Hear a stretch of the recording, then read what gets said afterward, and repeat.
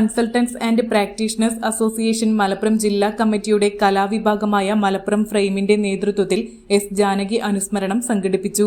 Kuttippuram Ritz ഹാളിൽ മൗനം പോലും മധുരം എന്ന പരിപാടി എഴുത്തുകാരിയും വ്ലോഗറുമായ നിസരി മേനോൻ ഉദ്ഘാടനം ചെയ്തു. റേഡിയോ മാത്രമായിരുന്നു ഒരു കാലമായിരുന്നു അല്ലേ? ഈ പാട്ടുകൾ കേൾക്കാം, സദാസമയം പാട്ടുകൾ കേൾക്കുന്നത് ഒരു ആസ്വാദന ഉപാധികൾ ഉണ്ടായിരുന്നില്ല. ടി വി ഒക്കെ പിന്നല്ലേ വന്നു. ഈ പാട്ടുകൾ കേട്ട് കേട്ട് കേട്ട് കേട്ട് പാട്ട് പാടുന്ന ആളെക്കാളും ഞാൻ ആരാധിക്കുന്നത് അത് എഴുതിയ ആളെയാണ്.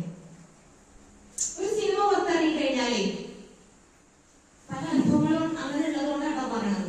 ഒരു സിനിമ പുറത്തിറങ്ങി സിനിമ ഹിറ്റാവും.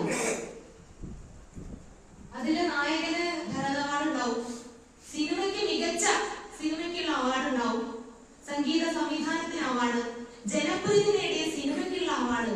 പക്ഷെ ഞാൻ ഓർക്കുകയാണ് ഈ നിമിഷത്തിൽ ഗാനരചയിതാക്കന്മാരങ്ങനെ ശ്രദ്ധിക്കപ്പെടാറില്ലല്ലോ.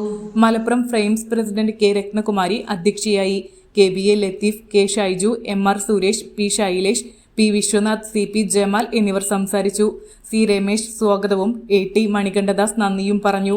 തുടർന്ന് ഷീബ ഷാജി, രത്നകുമാരി എന്നിവർ ഗാനങ്ങൾ ആലപിച്ചു.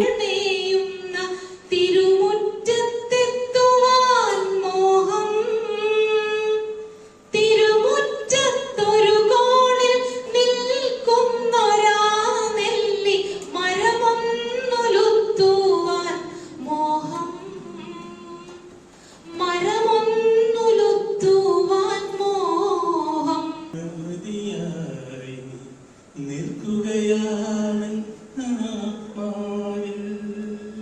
നിത്യസുന്ദര നിർവൃതിയായി നിൽക്കുകയാണ്